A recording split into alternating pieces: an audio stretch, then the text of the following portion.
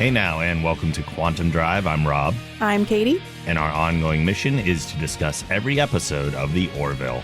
Today we are discussing Season 2, Episode 9, the episode entitled Identity Part 2, which was written by Seth MacFarlane and directed by John Cassar.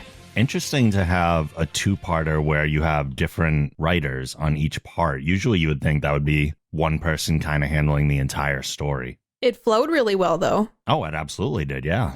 I have a feeling they all probably talked to each other and been like, gotta carry through this theme. It's almost like they work together or something. I know. We have no new reviews this week, but if you would like us to read one of your reviews on an upcoming episode, all you need to do is go to Apple Podcasts, leave a 5-star rating, and write a review down below. You can contact us by emailing quantumdrive@thegeekgeneration.com. You can follow us on Twitter at quantumdrivepod. You can join the Discord to chat with us at thegeekgeneration.com/Discord. And if you'd like access to the alternate one-sentence reviews, you can support the show on Patreon at thegeekgeneration.com/support. Before we talk about the episode, Katie's got trivia. I sure do. So to get trivia started, we know now that Kaylons are not trying to colonize any of these places, at least not right now. They just want to kill everybody. This closely mirrors the antithesis of the Borg objective. You know who the Borg are? They're from Star Trek: The Next Generation. And this is a group of cybernetic hive mind. Would you call them a race?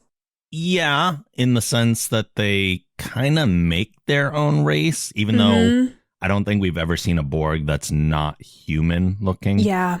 So they're known for resistance is futile. You have to assimilate others. And this was established in the episode Q Who from 1989. Yeah, they're a very similar. I don't even know how to phrase it, because I guess it's just the fact that the Borg are part organic and part machine. Mm-hmm. And the Kaylon are all machine, but the Kaylon feel like they operate as a hive, even though they kind of don't. I have thoughts about that from this episode. Yeah. This is a fun fact in case you didn't pick this up during the episode. Isaac takes his name from Sir Isaac Newton. He's a smart guy from human history. I just thought that would, in case somebody didn't pick up on that. He also says he chose the name Isaac because that was the smartest person of that race. Mm-hmm. And it's almost like later in the episode when Primary talks about it, Primary thought of it as like a jab. And that's when he says, you're to change your designation. Yeah. When Isaac's like, oh, I'm the smartest Kaylon in a way. There's so much to talk about in this episode, and I'm excited about it. Mm-hmm. This was just kind of maybe a goof. Isaac tells Ty the code to open Hangar Bay is a 5-digit code. But when Ty gets there, he only presses 3. He's just really efficient. He's fast. Maybe we just didn't see it. He's like the Flash. The Krill captain is named Dalek. And some people think that this might be a play on the Doctor Who villains, the Daleks. The Daleks. So one of the ways they tied that together is saying the two species are both fanatical and prejudiced against other intelligent life. So maybe that's the reason why he had that name. I can see that, sure. So some of the Kaylon have red eyes. A lot of them have red eyes. Even some seem to have orange eyes. Yeah, I see red and orange and then Isaac. Yeah. I couldn't tell if I was going a little crazy.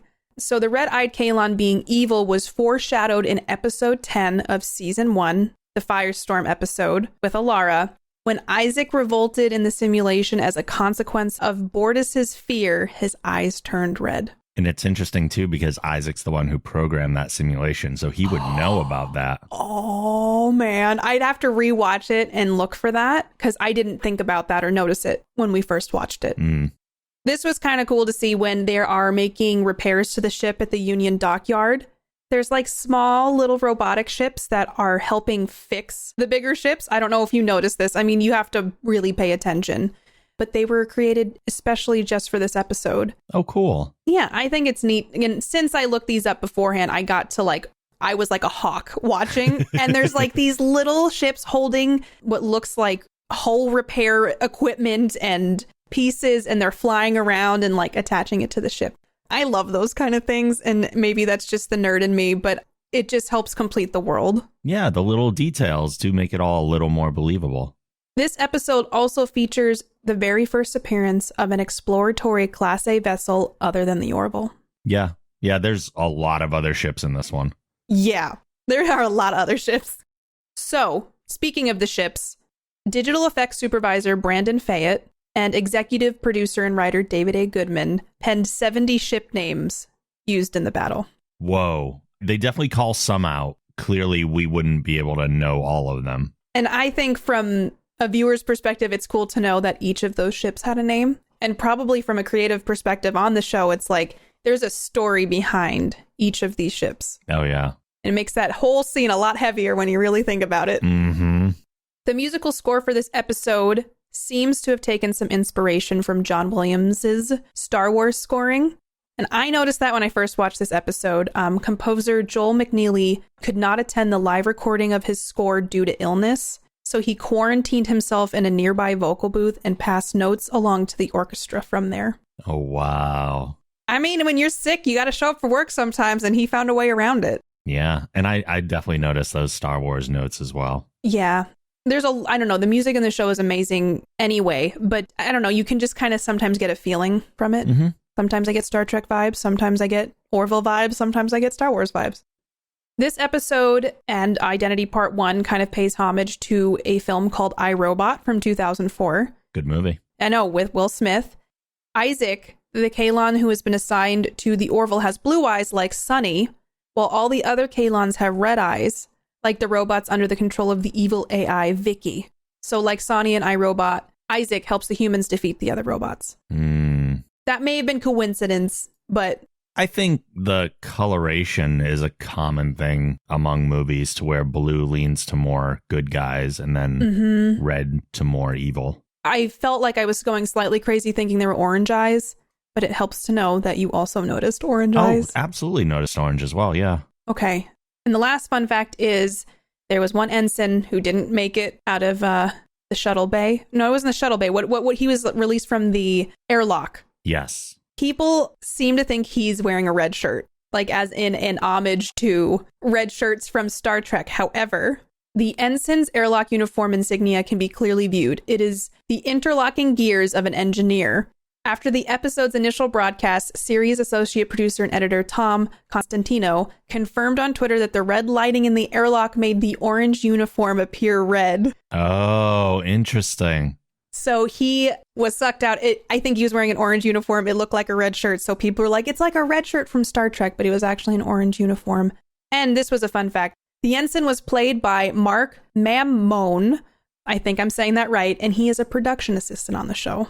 Oh, more crew in the show. Yeah, I like that they do that. Yeah. There were no guest stars for this show that I found, and that wraps up the fun facts. Okay.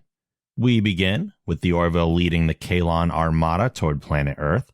Still imprisoned in the shuttle bay, the crew is trying to figure out why the Kaylon are keeping them alive. Gordon attempts to get some answers from the guards, but they're completely unresponsive. I also was wondering, why are they all not dead? They want to eradicate the human race, or any race, essentially, so why would they keep them alive? But just a pawn in a chess game for the Kaylon. Yeah, because otherwise, why wouldn't they just have blown up the Orville as a whole? It is interesting that, it makes sense. It's like to go under the guise of, hey, we're going to join the Union and then catch everybody off guard. Yeah. But in a sense, why wouldn't they just take over the Orville?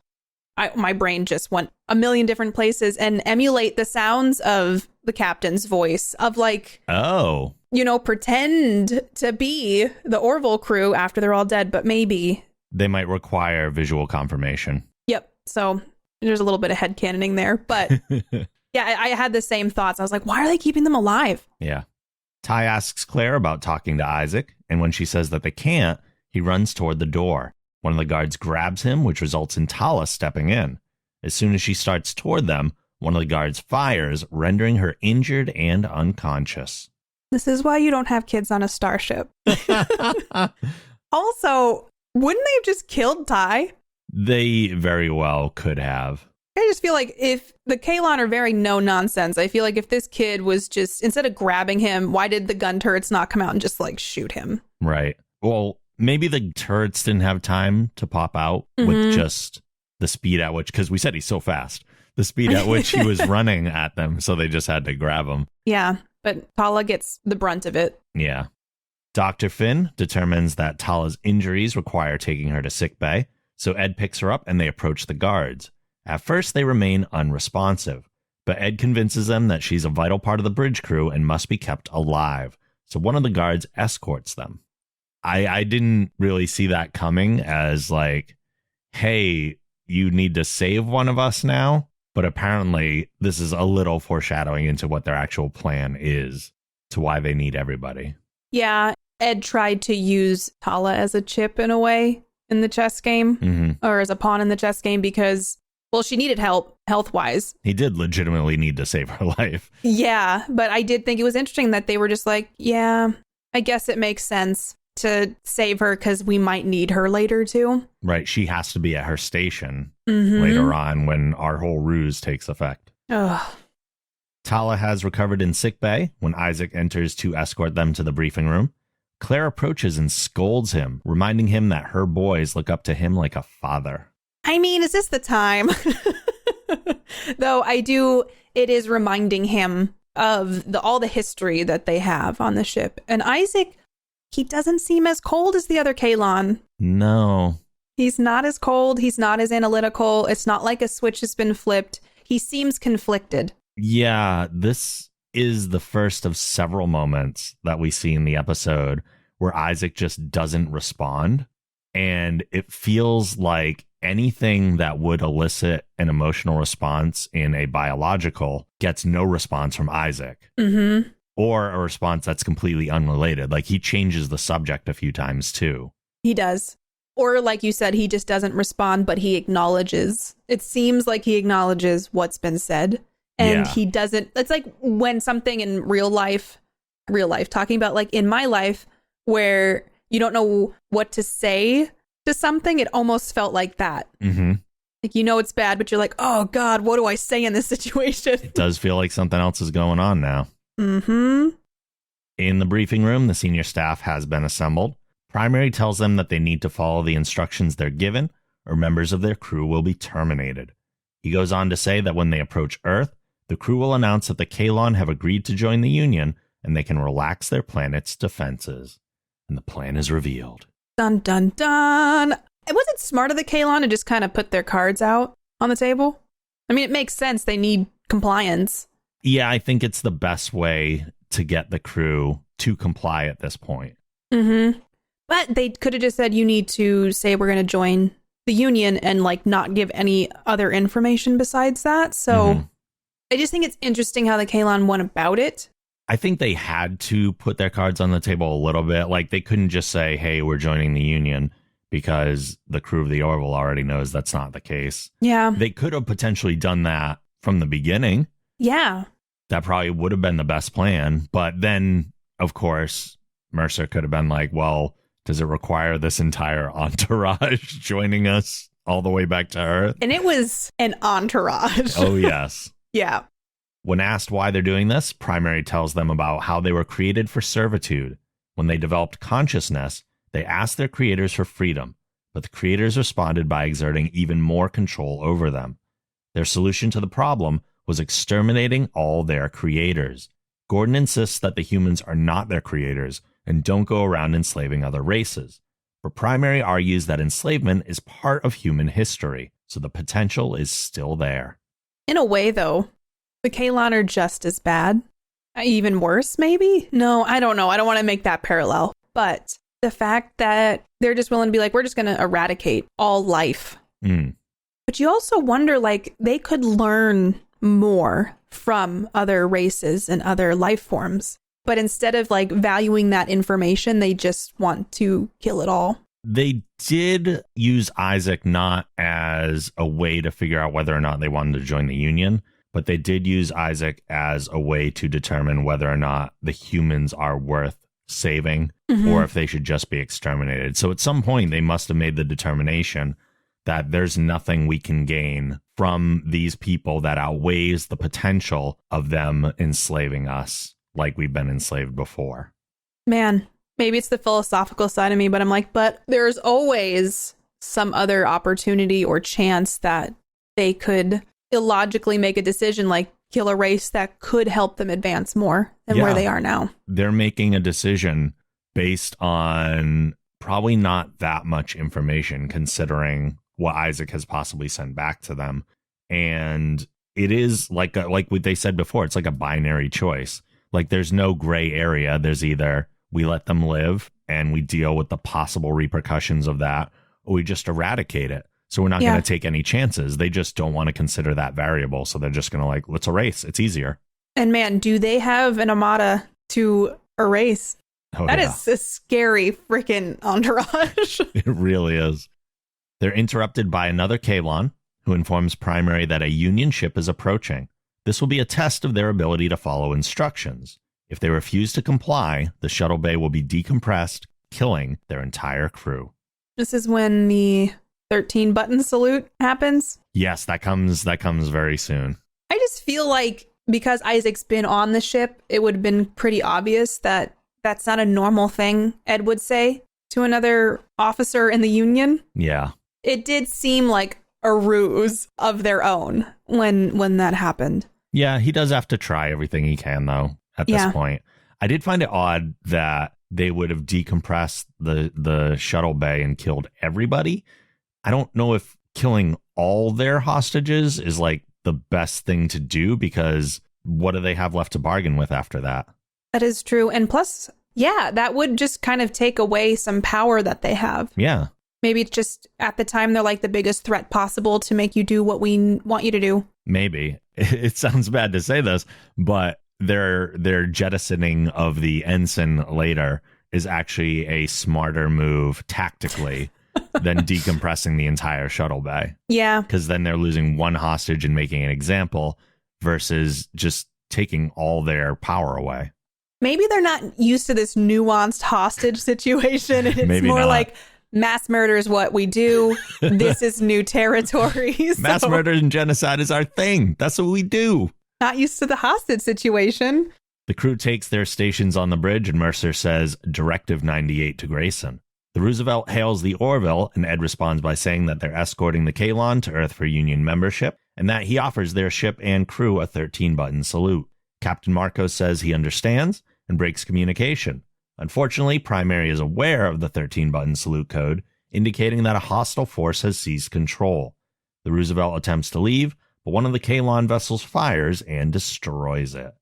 And like you were saying, this is not an overly fluid way to even include the 13-button salute code. Mm-hmm. I would have said something along the lines of, have the Union prepare a 13-button salute to celebrate our arrival. But it felt even awkward in the delivery in their dialogue exchange.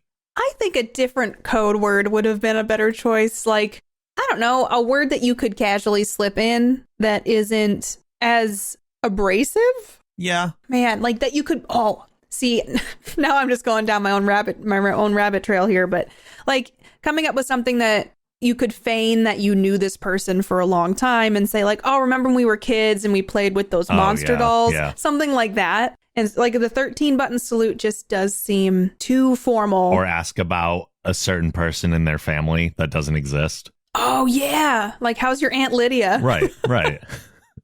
But yeah, I think it's probably just protocol, and maybe HR should look into that. I also noticed on the Roosevelt, too, that there was actually someone standing at one of the back consoles, which is something that almost never happens on the Orville. Mm-hmm. It's a rare occurrence, but it's a special one when it happens. It is. I was very excited. Primary orders all biologicals taken back to the shuttle bay except for Mercer, who will be taken to Deck 7 for punishment.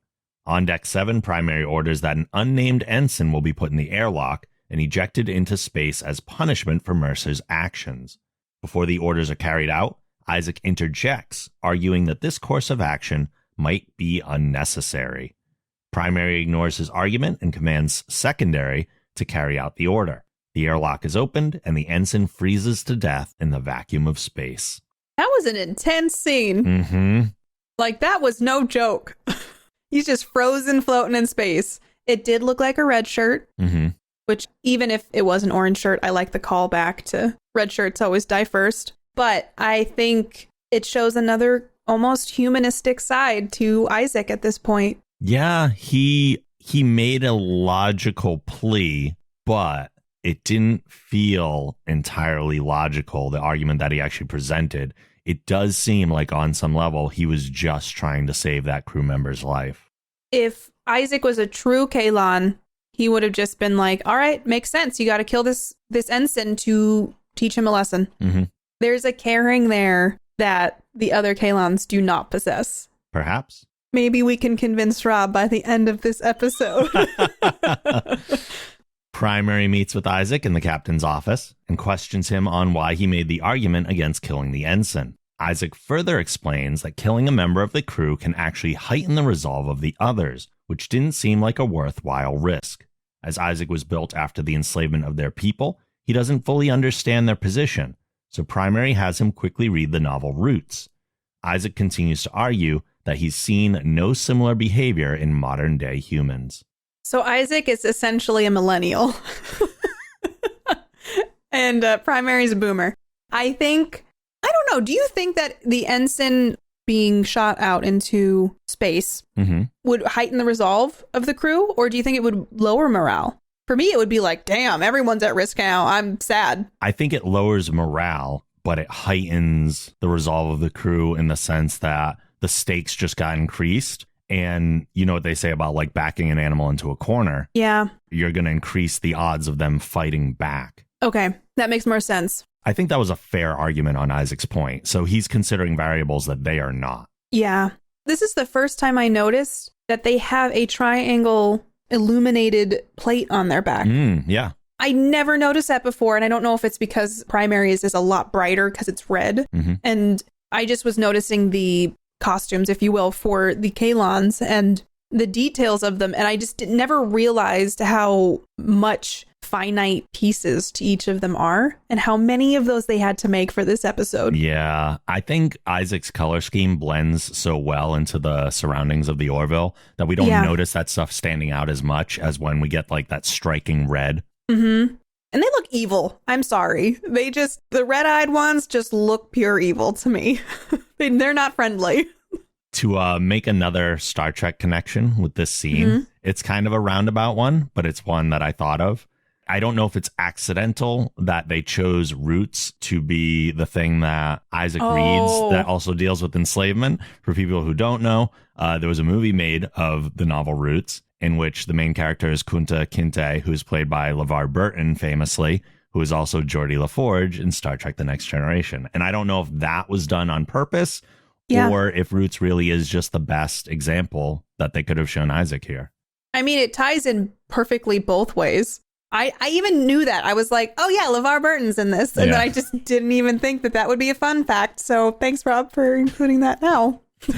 It's not one that I read anywhere. It's just one that I made kind of on my own. Back in the shuttle bay, the crew continues to discuss their situation as Gordon returns from the P corner. Bortus makes the argument that their fleet is no match for the Kaylon, so Grayson suggests that they take a shuttle to get help from the nearest fleet, the Krill. Using the argument that the Krill will be in just as much danger, they might be able to convince their fleet to join the Unions against the Kaylon. Once the plan is approved, it's decided that Grayson and Malloy will take the shuttle. Did like that they included some humor in this episode, such as the P corner. Though it is disgusting to think about. It is, but it's realistic. They're just talking about something that no other show would really bring up. Like, where are we going right now? Is there a bucket? What's happening? And that's the kind of things I think about when I watch stuff like this, where there's 48 hours into a hostage situation. Where do you go to the bathroom? Yeah. So that got answered for me. There's a P corner. And then my imagination went wild. And I really regret that. But the whole suicide mission, essentially, that they're going on, it makes sense, though, because they're in a dire straits at this point. They have to do something. Yeah. It's a crazy plan, but not that crazy. I'm just glad that Mercer was so nice to them recently. What do you mean? In returning... Oh, to the Krill. Yeah, to the Krill. Oh, I thought you were talking about to like Grayson and Malloy. I'm like, he's always nice to them. Oh, no. Well, no, when they returned to Leia to the Krill, Kelly was like, this could come back to bite us, but I think it actually comes back to help them. Yeah. I love the Krill arc, if you will. I like where it's going. I've always enjoyed the Krill. Kind of remind me of Romulans. Yeah. But I think the Krill are more interesting. The Romulans didn't get the depth they deserved. No. At least not in TNG. They're just like, we're bad guys, we're killing. Yeah. The Krill are like, ooh, will they, won't they? So I enjoyed this whole tie-in of the enemy of my enemy. No, wait, what is it? Hold on. The enemy of my enemy is my friend. Yes. I learned that quote from an Alien versus Predator movie, and it applies in this situation. So Yaphet goes through a crawl space to retrieve a blaster rifle, which is given to Bortus. He fires on both of the guards, taking them down. Grayson and Malloy get into a shuttle and leave the ship, heading for Krill space. As the shuttle is detected, a Kaylon ship is sent to pursue. I think the Kaylon probably should have sent more than one. Yeah, probably. They had enough. They had enough of the little ships to send some backup. Although they probably figured that one ship overpowered a shuttle big time. Yeah. I'm just shocked they were able to pull it off. They were in quantum drive, right? Yeah, so some of Gordon's dialogue here actually confused me in regards to that.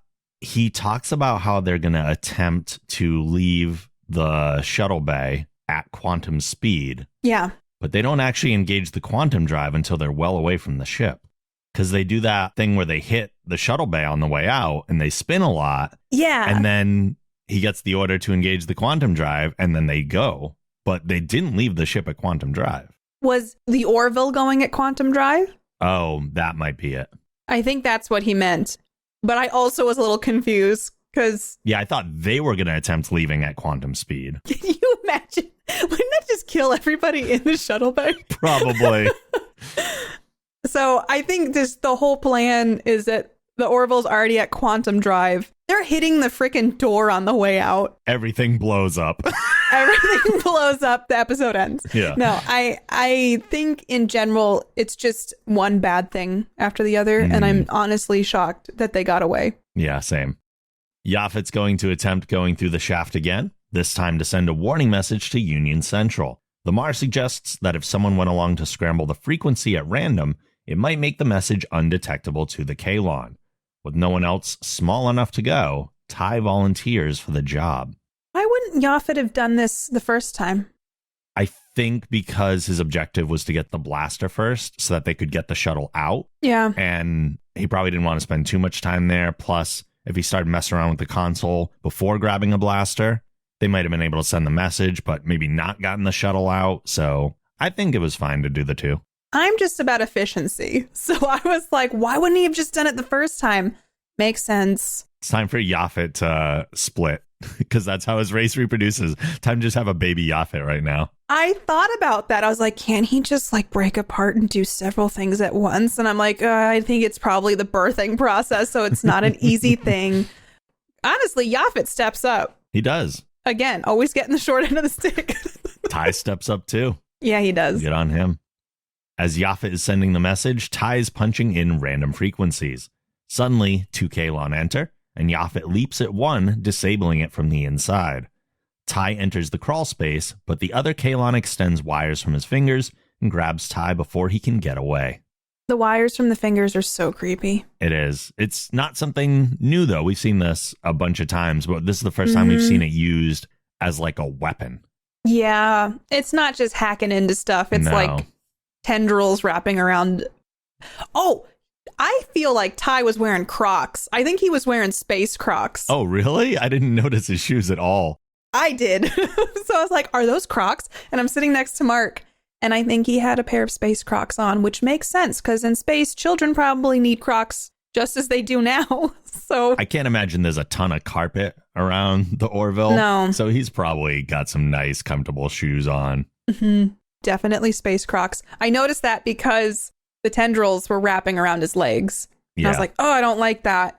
But it was essentially Kaylons are one of the most perfect like horror themed, like robots in movies can either be like, oh, this is goofy or actually horrifying. And I feel like Kaylon specifically would be perfect in a horror movie. Oh, yeah. They have everything. They've got tendrils. They've got turrets and blank face, turrets, knowledge. Gun eyes. Gun eyes. This is interesting, too, because we've seen Yaphet used to comedic effect most of the time. Yeah. But not only is he really good with Ty here, like he's really encouraging, keeps his stress level down, stuff like that. He's also pretty darn heroic. Mm-hmm. I thought he was dead. Oh, really? when he came out of the other robot. I was like, and he was all goopy, like had the oil inside him and everything. He looked like maybe he had solidified a little bit and no longer was an actual being. So I was like, man, maybe the episode itself, these 2 episodes are so intense. I'm like, there may be casualties. And I was like, maybe Yaphet is one of them. Maybe. Especially because he stepped up and, he's taking care of Ty, trying to protect Ty, doing the things that other people can't. When a comedic character does something heroic in a lot of horror movies, they die. They do. This is essentially like my own little horror movie. And Yaphet may have been... That is true. The comedic characters always usually generally die. They don't make it to the sequel. So he pulls through, though. Admiral Halsey receives the message from Yaphet in his office at Union Central and orders the fleet recalled. Yeah, he was yelling, though. Oh, yeah. Well, there's an emergency situation here. It's going to take too long. It's like, no, we're all going to die. You need to recall the fleet. And it's kind of nice seeing Victor Garber featured a lot in this episode. Yeah, he's great. So he's kind of like, in a weird way, I picture him as like the dad of the show because he's from episode 1. It's just nice to have recurring characters that grow. He's a nice connecting thread. Also, I don't know who the guy is that gave Halsey the actual message, but we're seeing a completely different uniform here.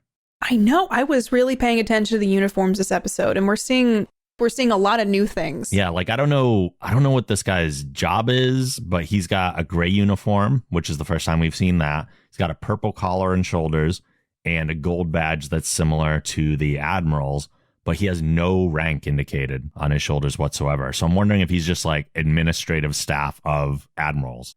He's the administrative assistant, probably. Probably. He's like, I got this phone call. Yeah. So, I wonder if all Admirals have those people that just work for them in those uniforms. kind of want one of those just to wear. So I want to be an Admiral's office assistant. I'd do it. It's a lot less pressure. That's true. With the Kaylon ship closing in, Gordon proposes a theoretical maneuver. If they divert all power, all of it, to the quantum drive, they could leave the pursuing ship in the dust. They do it, but upon exiting quantum drive, are stranded with no more power and about 15 minutes left of breathable air. It's not long before they're detected by the Krill and brought aboard one of their destroyers. The CGI in this episode, by the way, was really good. Oh, yeah. It always is, but I know like when you get further into the episode with the battle sequence and just all of this was really well done. It's last-ditch effort. I mean, what are you going to do? You're going to get caught by the Kaylon. You're going to try to get into Krill space, hope to get into Krill space, and then hope the Krill get you. You don't have a choice really besides doing those things. They were well aware this was a suicide mission. Yeah. They did this in the hopes of getting help. At that point, it's a desperate situation. I mean, you saw the armada and the firepower of the Kaylon. You can't. They knew that the Union couldn't fight that. And it would just ultimately be the 25th hour of Earth. Yeah. And so, thank God the Krill were right there. Oh, they are very apparently good about patrolling their own part of space. Yeah. The Krill Captain Dalek doesn't quite believe their story about the Kaylon. Before they're taken to be interrogated, the pursuing Kaylon vessel appears. The 3 Krill destroyers attack, and 2 are destroyed before the Kaylon ship is defeated. So, we're seeing now just how powerful the Kaylon ships are. The fact that there were 3 Krill destroyers, and it still managed to drop 2 of them before getting destroyed. The fact that the Kaylon show up reinforces what they were saying, that they weren't lying, they need help, and then the fact that it killed or destroyed 2 of their ships and people is very motivating, I think, for the Krill to get involved. I thought this captain was very interesting. Yeah. He was just no BS, and then Kelly and Gordon are both like super sassy with him. And do you believe us now? I'm like, is this the time? But I get it. Yeah, I get it. Yeah. Emotions are heightened and everything too. So they're just kind of reacting impulsively right now. Isaac is summoned to the captain's office where Primary is holding Ty. He accuses Isaac of showing sympathy and orders him to terminate the boy or be deactivated. Isaac reveals his guns, but then removes Primary's head and fires at the other Kaylon in the room. Ty hugs him, and Isaac says he will not allow him to be harmed. Before completely shutting off, Primary's head tells Isaac that he will always be alone. Both of those things are very human. Mm-hmm. Primary saying you will always be alone. I guess it is a logical thing to say you will never be welcome back to the Kaylon race, but it feels like a passive-aggressive move. It feels like it was said to hurt him. Yeah. And what do you think that Isaac didn't kill Ty? I will talk about that in my takeaways. But the one thing I'll say about this scene is I was very curious why Isaac didn't just fire on all three of them. Yeah. It seemed unnecessary to put the guns away just to take them out again. And it was also a lot slower. Yeah. To like make that movement. While he was going to do that and take the head off, he could have gotten shot by the other two Kaylon. So why not just blast all three? That was interesting. I also thought that as well. I was like, he put them away and then he ripped the guy's head off and then he took them back out. And maybe it was just the false sense of security, like, oh, this is a Kaylon. They're not going to turn against me. It caught the other ones off guard, perhaps. But it seemed almost personal that he ripped the head off of Primary. It did. Instead of just shooting him, he ripped his head off. Right. But it is nice to see him protect Ty. Mm-hmm. And makes my heart warm to know that maybe there is hope for Isaac. Well, he is helping out, so yeah. Mm-hmm. Isaac then enters the bridge and blasts every Kaylon that is present. He takes his station and programs a wide-range EM pulse that will deactivate every Kaylon on board, including himself. Before engaging the pulse, Isaac asks Ty to tell his mother that he's sorry, and Ty responds by saying that they love him. Isaac engages the pulse, and every Kaylon on the ship is instantly deactivated. This is another moment where Isaac takes a beat and doesn't say anything. Yes. I mean, essentially, Isaac is helping them get control of Orville back, and without him, they couldn't have done that. No. So it is very redeeming, and you can't really be mad at Isaac anymore. Well... You can't be as mad at Isaac. Yeah. If he had completely gone with it, then obviously, yes, we're very, very angry. Yeah. But the fact that he realizes... It's odd. I think we'll talk about the turning point a little bit as we go on, but it's hard to pinpoint exactly what it was because it does feel like a gradual thing. Yeah. Ty goes to the shuttle bay and frees the crew, allowing them to regain control of the ship. They return to the bridge just as they're approaching Earth, where they find the Union fleet waiting for them. An incredibly impressive space battle follows as the two fleets engage one another. It's very Star Wars battle-esque to me. I just, half the time, every time a ship blew up, it felt heavy to me because I was like, there's so many people that die in this battle. I don't really feel so bad about the Kaylon ships blowing up, but all of the Union ships, and when you have the information that they cannot defeat the Kaylon on their own, you just kind of inherently know that this might be the end of the Union and life as you know it on Earth. So watching the battle, it's tense. It's super tense, yeah. I can't say enough good things about what they accomplished in this scene, though. Yeah. The visual effects are absolutely stunning, and the way the camera whips around to follow all of the action is very satisfying. It's visually very pleasing in battle. It's sad to say, it's a bunch of people dying and stuff, but they did such a good job with it. Yeah. It's very effective. Apparently, I'd read that this was supposed to be like a 2-minute scene, and it ended up getting extended to like 8 minutes. I mean, there's a lot to build up to in this as well.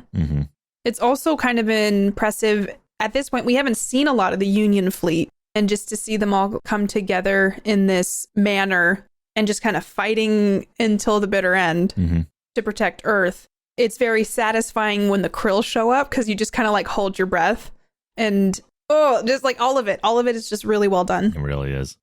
The Orville breaks from the action to pursue 3 ships that are heading for Earth, but they sustain heavy damage. Mercer orders all hands to the escape pods so he can overload the quantum drive. But before they have a chance to carry out the orders, Lamar detects a bunch of ships entering the system. It's the Krill. I just like that the Krill showed up. The Krill get a hero moment. Yeah, and I like that they take time to hail the Orville and be like, stay out of our way. Yeah. Like, there's no time for this. But I like, as much of fanatics that the Krill are, I like their swag and confidence. Oh yeah, they're very sure of themselves. The Krill destroyers begin firing on the Kaylon, and one ship hails the Orville. Grayson appears on screen to introduce Captain Dalek. The Krill continue fighting side by side with the Union. Eventually overwhelmed, the Kaylon retreat for their homeworld. This is when the space battle has a new array of blasters, green blasters in the mix too. And I just thought, again, this is like another whole part of this battle. And it was really cool to see just the Krill and the Union coming together. In my head, it's like if the Borg were like, not the Borg, but I guess like maybe Romulans and the Federation were fighting together. I'm always the type of person who wants the bad guys and the good guys to unite and forge a new horizon. And I liked that they did this with this specific situation. Yeah, we do have a precedent for that in Trek, but not in The Next Generation, because in the original series, it was the Federation and their enemies, the Klingon. Yeah.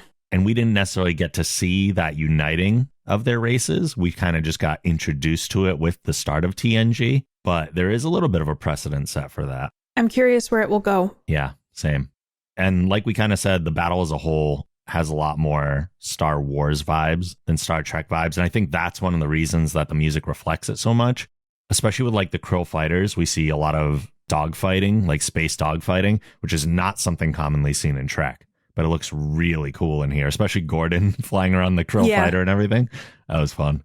And he was making a Top Gun reference in that, I'm pretty sure. Yeah, he says a line that's reminiscent of Top Gun. Yeah, I've never seen Top Gun. It's worth watching. Is it? I've eaten at a restaurant that Top Gun was filmed at, so that's something. Following the retreat, Captain Dalek hails again and Mercer answers. He hopes that a common enemy has led to some sort of common ground between the two. Dalek says that Avis has united them for some reason, which remains to be seen. I mean, let's see what happens. Maybe this will open up, like I said, the enemy of my enemy is my friend. Yeah, it's one of the first olive branches that we've seen between them. I don't think it's going to be smooth sailing, but I am curious what this will unlock for future episodes. In sickbay, the senior staff is debating what to do with Isaac. Gordon and Bortus think that he should remain deactivated, and Dr. Finn's not sure she would have any idea how to go about reactivating him anyway. Yaphet then enters, saying that when he entered one of the other Kaylon, he got a good look inside and might be able to jumpstart Isaac. After a few moments, the android reactivates and asks what has happened. This is when I go, oh, thank God, Yaphet's not dead. It is interesting that they're even considering reactivating him. I was a little thrown by the fact that they let Yaphet try, even though they didn't seem like they had actually decided whether or not they wanted to yet. Maybe it was one of those things where they're all like, maybe we shouldn't be doing this. And so Yaphet just kind of weaseled his way in there. But I love Isaac, but there's a lot more to think about, because the whole episode, I've been trying to figure out if there's a hive mind. And I don't think that there is, because half of them are getting taken out and none of the other ones are reacting. So perhaps Isaac has the ability to cut off communication completely with the Kaylon, and maybe they know that, and so they're more open to having him as part of the crew again. But it just seems more of a serious thing to consider versus just reactivating Isaac to have him back on the crew for old time's sake. Like he was one of the main factors that brought this whole thing on. Yeah. You could argue too, though, that Isaac was constructed not as someone who formulated the plan, but someone to just carry out part of the plan. So in a way, you could say that he was an unwilling participant, just following his programming. Yeah. But that's only true if, like you said, they don't necessarily have a hive mind. And I agree with you. I don't think they do. Yeah. I think the only time we've seen them behave in a manner where they could have shown that is when they were all at the wall and they turn. Yeah. But at the same time, they're all like plugged into that wall. So that could be the connecting factor. So no, I don't think there is a hive mind going on here. Yeah. I guess it was just something where maybe some time had passed at this point and they've had a lot of discussions. This was just the moment if they're like, should we try to wake him up? Yeah. And Yaphet does wake him up. Mercer and Grayson are meeting with Halsey in his office to discuss what to do about Isaac next. The Union wants to either deactivate him permanently or extract info from his memory core to learn about Kaylon technology. Mercer proposes a third option, that Isaac remain aboard the Orville. Halsey says that if the Union agrees, they need a safeguard to be able to control him, but Ed argues that that's exactly what caused the conflict between the Kaylon and their creators in the first place. He agrees to take full responsibility for Isaac's actions from here on out. Awfully wise of Ed to interject with that, not necessarily to keep Isaac aboard, but for him to say, yeah, we can't do the thing that would prove them right about us. In some ways, Isaac also is better to them, quote unquote, alive than deactivated, collecting dust, or being tortured for information or extracted. I don't think tortured. I think they would have deactivated him and removed his memory core to kind of learn more about the Kaylon fleet and their technology and everything. I would think at this point, Isaac would probably be willing to share more about his homeworld. And that seems to be Ed's argument. Yeah. So I am glad that Ed threw out another alternative. Mm-hmm. And I mean, he's taking full responsibility. So that makes me wonder if something's going to come up in the future. Right. Claire finds Isaac in the briefing room, staring at the stars. He reveals that he would no longer be welcome on Kaylon, nor would he want to return based on their actions. Claire says that he has a home here and that forgiveness must have a beginning, then wishes him a good night. I liked this scene because Isaac seems a little more introspective than in the past, and Claire more forgiving. Yeah, open to forgiveness, maybe. Yeah, and that she was providing comfort even in a time where she's been pretty slighted and in a very horrifying situation. But he did save Ty and protect him, and I'm sure that she feels a lot of warmth toward him because of that. But the fact that he's taking a picture of home is interesting to me as well.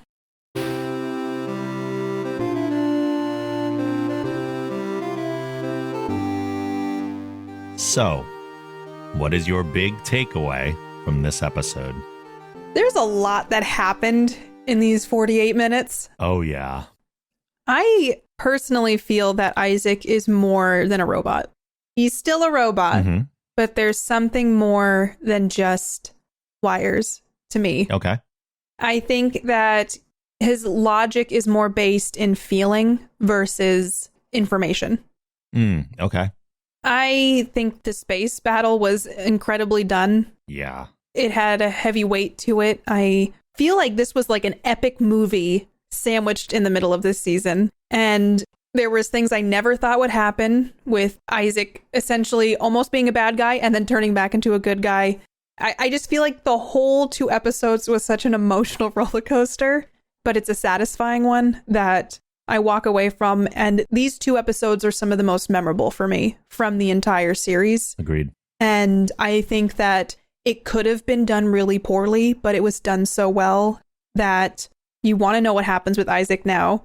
Like the Borg, the Kaylon are out there and you don't know when they might be coming back. And I like the layers that were built upon throughout this whole 2-parter. Yeah. And I have this instinctiveness in my heart that Isaac is a little more human than he was maybe built to be. What do you think, Rob? Like you, this episode has so much going on and is so impressively done. It really is like a massive achievement for this show. I feel like it's a whole other level for this show. Yeah.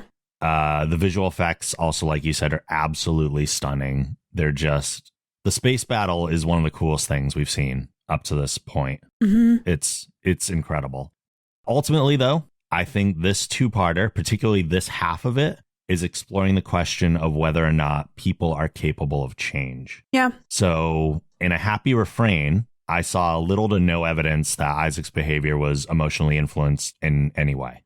But here, an argument could absolutely be made that Isaac's decisions are the result of emotion, or at least attachment to the crew. I still maintain that Isaac didn't have emotions before, but that doesn't mean it's impossible for him to develop a robotic equivalent of them. Oh my gosh. So while I'm not going back on something that I previously said, because like I said in the other episode, I just didn't notice anything that was emotional, and I thought a lot of his decisions were based in selfishness and collecting data, as Claire's were too. Isaac might be evolving. Yeah. I think also in stark comparison to the other Kaylon, he seems so much different. Like when you compare him to like Primary, they're like 2 different robots. Yeah. And if he can shift around his subsystems for the accommodation of others, and that can alter his programming, maybe in doing so, he has altered his programming to a point that the Kaylon couldn't have predicted and didn't know was something that they were capable of. Yeah. So I think the possibilities are absolutely there. We just need some more evidence going forward to kind of prove or disprove that theory. Yeah, there might be an evolution there that wasn't as apparent in past episodes.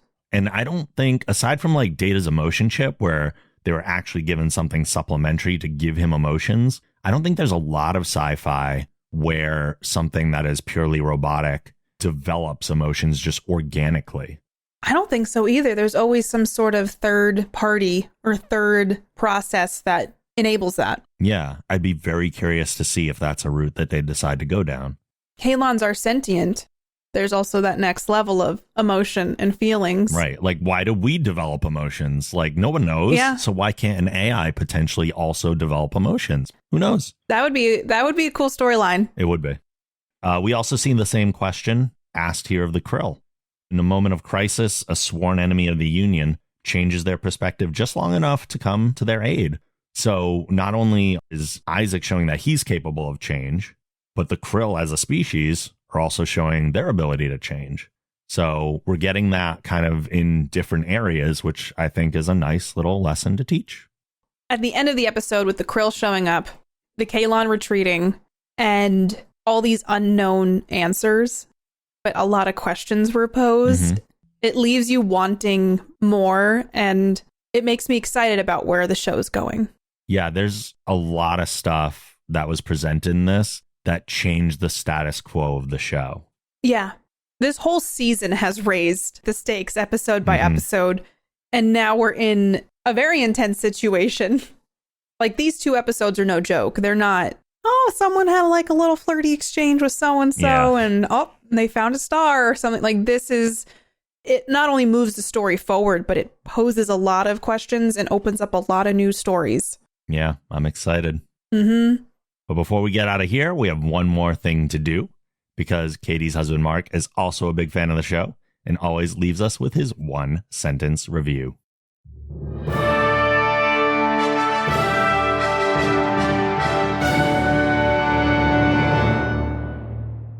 It's the buddy cop comedy episode with Ty and Yaphet sending all the texts, Gordon and Kelly flying through space, Isaac and Isaac decapitating bosses, Krill and humans going pew pew pew pew. All this and more on the next The Orville. Quantum Drive is a production of The Geek Generation.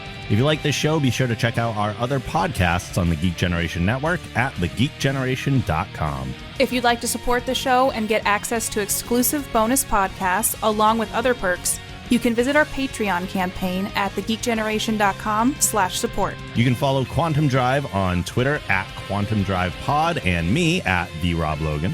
You can follow me on Twitter at PlayKatiePlay and on Twitch at Katie Peters Plays, and Katie is spelled Katie.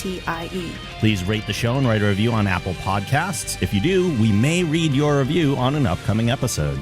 Finally, questions and comments can be sent to quantumdrive@thegeekgeneration.com. We're out of here for now, but we'll see you soon in the future.